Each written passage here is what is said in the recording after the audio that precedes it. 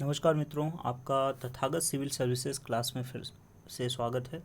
आज हम लोग यहाँ प्रारंभिक परीक्षा में जो हम लोग संविधान के प्रमुख प्रश्न कर रहे थे उसी क्रम में आगे बढ़ेंगे। हम लोगों ने लगभग 60 क्वेश्चन कर लिए थे। 60 क्वेश्चन के बाद आज 61 से लेकर 75 नंबर तक के प्रश्नों को करेंगे।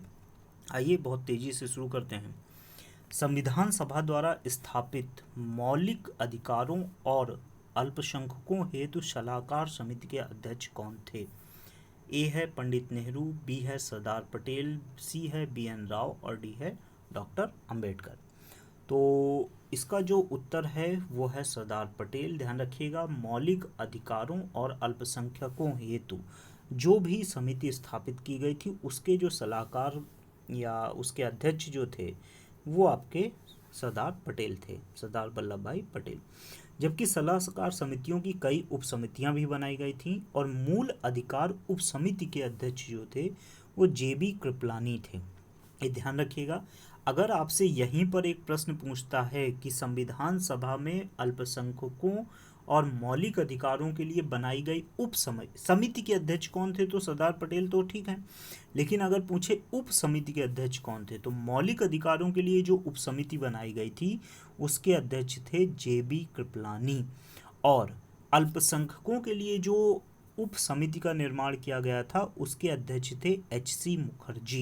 ये ध्यान रखिएगा, मौलिक अधिकारों की उप समिति के अध्यक्ष थे जे.बी. कृपलानी और अल्पसंख्यकों की उप समिति के अध्यक्ष थे एच.सी. मुखर्जी, और बाकी इन दोनों के अध्यक्ष जो थे वो थे सरदार पटेल।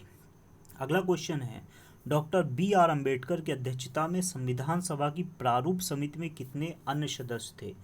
7 थे, 6 थे, 5 या 4? सीधा सा उत्तर है 6 थे, क्योंकि यह कुल 7 लोगों की समिति थी जिसमें डॉक्टर अंबेडकर जो थे वह इसके अध्यक्ष थे और इसके अतिरिक्त जो लोग थे उनकी संख्या 6 थी। तो मतलब कुल 7 लोग इस प्रकार से हो गए, अध्यक्ष और 6 सदस्य।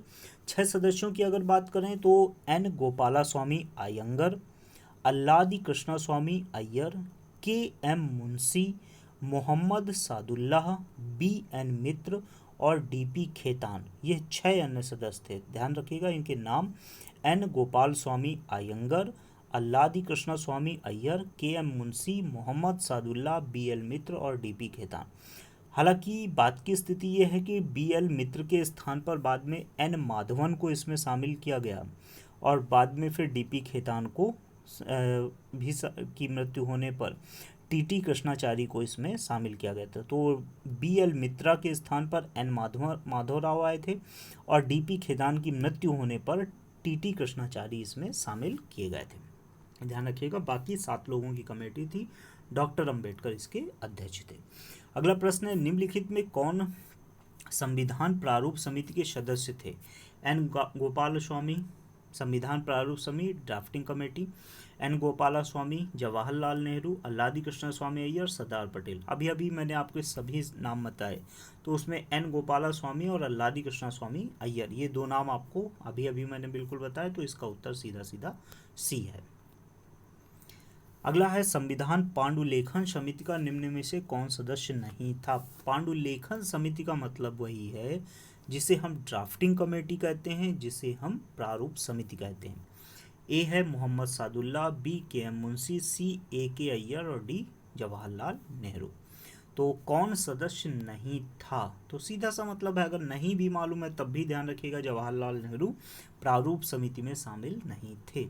सीधा सा उत्तर है। अगला प्रश्न है, संविधान सभा ने डॉक्टर बी.आर. अंबेडकर की अध्यक्षता में प्रारूप समिति का गठन कब किया? इसकी तारीख पूछ रहा है।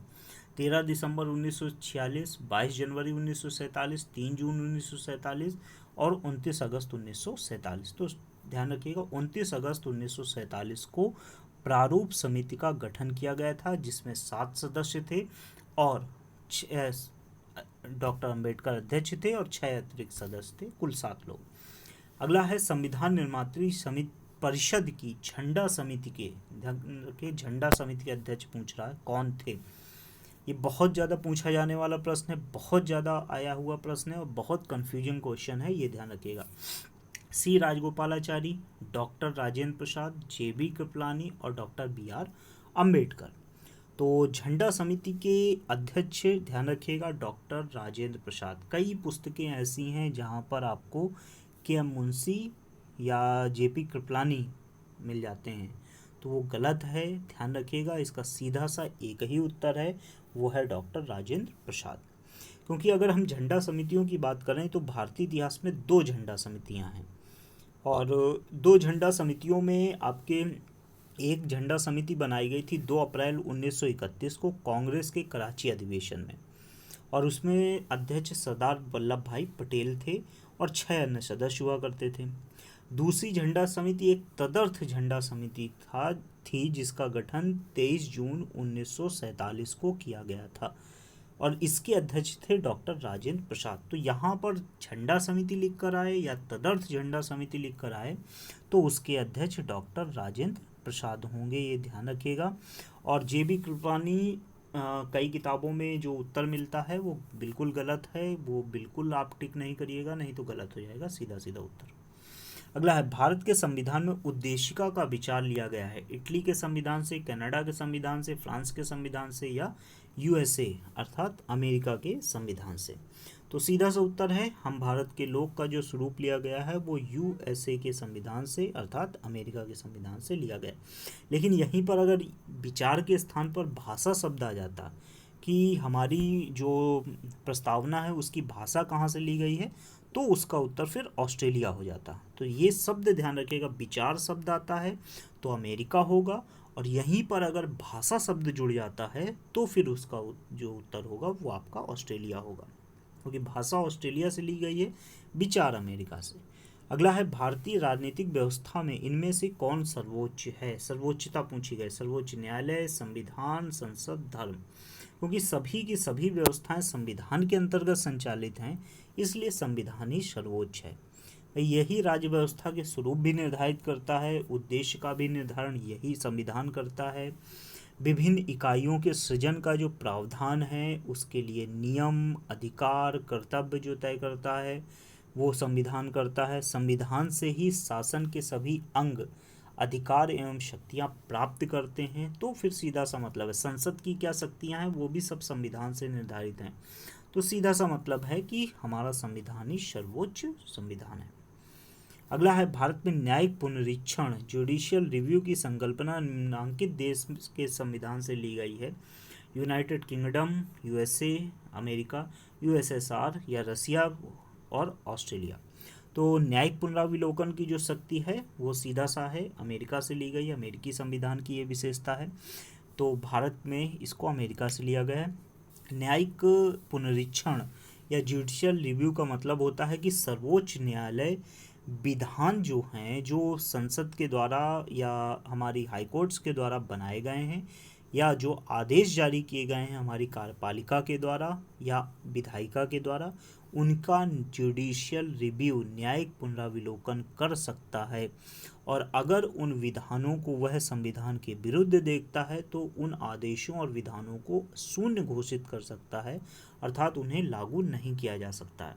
तो न्यायिक पुनराविलोकन एक बहुत ही ज़्यादा शक्तिशाली स्थिति है जो कहीं ना कहीं संसद के अधिकारों को भी कम करने की कोशिश करती है। अगला है, निम्नलिखित में कौन सा लक्षण भारतीय परिसंघ और अमेरिकी संघ में समान रूप से पाया जाता है? समानता, अर्थात भारतीय फेडरलिज्म, भारतीय यूनियन और अमेरिकी फेडरल में क्या स्वरूप है? एक ही नागरिकता, बिल्कुल गलत, क्योंकि अमेरिका में दोहरी नागरिकता है। संविधान की 3 सूचियाँ, बिल्कुल गलत, अमेरिका में 2 हैं, भारत में 3 हैं। न्यायपालिका की वैधता, बिल्कुल है न्यायपालिका की वैधता, लेकिन अमेरिकी न्यायपालिका ज़्यादा शक्तिशाली है भारतीय न्यायपालिका से। और संविधान के निर्वचन के लिए परिसंघीय उच्चतम न्यायालय, निर्वचन अर्थात संविधान की जो व्याख्या का स्वरूप है, संविधान में जो न्यायिक पुनराविलोकन की शक्ति है वो उसकी बात। तो ये सीधा सा मतलब है, क्योंकि हमने अमेरिकी संविधान की तरह ही न्यायिक पुनराविलोकन या संविधान के निर्वचन की स्थिति प्राप्त की है, तो सीधा सा मतलब है दोनों में समानता है। अगला प्रश्न है, भारत की संघात्मक व्यवस्था निम्नलिखित में किस देश से संबंधित है? कनाडा से, यूनाइटेड किंगडम, संयुक्त राज्य अमेरिका, आयरलैंड। सीधा सा उत्तर है कनाडा, क्योंकि हम जो हैं वो यूनियन प्रकार के राज्य हैं, ध्यान रखिएगा हम यूनियन हैं। हम अमेरिका जो है वो फेडरल है। और यूनाइटेड किंगडम जो है वो किंगशिप है, राजतंत्र है, और आयरलैंड भी राजतंत्र का ही एक स्वरूप है, लेकिन वो एक डोमिनेंट स्टेटस के रूप में कार्य करता है। तो ये जो स्वरूप है यूनियन का वो हमने कनाडा से प्राप्त किया। यहाँ पर एक प्रश्न और पूछा गया था यूपीपीसीएस में कि संविधान की संघात्मक व्यवस्था किससे ली गई है, तो वहाँ पर कनाडा शब्द न लेकर वहाँ पर जो उन्होंने शब्द प्रयोग किया था वो नॉर्थ ब्रिटिश कोलंबिया प्राप्त किया था। तो ध्यान रखिएगा, कनाडा का पुराना नाम नॉर्थ ब्रिटिश कोलंबिया ही है। इसका मतलब कनाडा का लिख कर आए या नॉर्थ ब्रिटिश कोलंबिया, बात एक ही है। अगला है, भारतीय संविधान में राज्यों का संघ की संकल्पना को प्राप्त किया गया है। अमेरिका के संविधान से, ऑस्ट्रेलिया के संविधान, ब्रिटिश नॉर्थ अमेरिका अधिनियम से, स्विट्जरलैंड के संविधान से। तो देखिए, जैसे मैंने अभी आपको बताया, नॉर्थ ब्रिटिश कोलंबिया या नॉर्थ ब्रिटिश अमेरिका लिख कर आता है तो भी वही बात होती है, ध्यान रखिए। अगला प्रश्न है, भारतीय संसदीय प्रणाली ब्रिटिश संसदीय प्रणाली से इस बात से भिन्न है कि भारत में, अब ब्रिटिश और भारत के विषय में अंतर पूछा गया है, वास्तविक और नाम मात्र का या दोनों प्रकार की कार्यपालिका है, सामूहिक उत्तरदायित्व की प्रणाली है, द्विसदनीय विधायिका है, न्यायिक पुनर्विलोकन की प्रणाली है। तो हमारे यहाँ भी जो हमारे राष्ट्रपति हैं वो ब्रिटिश राजा की तरह वास्तविक और नाम मात्र की स्थिति वाले हैं, नाम मात्र की स्थिति वाले खासतौर से। वास्तविक जो है वो हमारी प्रधानमंत्री की मंत्रिपरिषद है, तो वैसे ही ब्रिटेन में भी मंत्रिपरिषद ही प्रमुख है, तो ये तो दोनों में समानता है। लोकसभा के प्रति हमारी भी मंत्रिपरिषद का सामूहिक उत्तरदायित्व है, ब्रिटिश सरकार या मंत्रिपरिषद का सामूहिक उत्तरदायित्व भी लोकसभा वहाँ की अपनी हाउस ऑफ पीपल्स के अंतर्गत आता है। द्विसदनीय व्यवस्थापिका विधायिका हमारी भी है, लोकसभा राज्यसभा, और उनकी भी है, लॉर्ड सभा है और हाउस ऑफ पीपल्स है, तो वहाँ पर भी दो है। बस यही न्यायिक पुनराविलोकन की स्थिति अलग अलग है, क्योंकि ये भारत में पाई जाती है, ब्रिटेन में नहीं पाई जाती है। अगला है, निम्नलिखित में कौन सा कथन सत्य है। यहाँ सत्यता पूछी गई है। संयुक्त राज्य अमेरिका में सरकार की संघीय प्रणाली है। दूसरा है, भारत में सरकार की संघीय और एकात्मक दोनों प्रकार की प्रणाली है। फ्रांस की सरकार की संघीय प्रणाली है। पाकिस्तान में प्रधानमंत्री की नियुक्ति वहाँ की जनता के द्वारा की जाती है। तो अमेरिकी संविधान में सरकार की संघीय प्रणाली है, बिल्कुल सही है, फेडरल है, तो संघीय प्रणाली की स्थिति है। भारत में सरकार की संघीय और एकात्मक, फेडरल और यूनिटरी दोनों प्रकार की प्रणाली है, ये गलत है।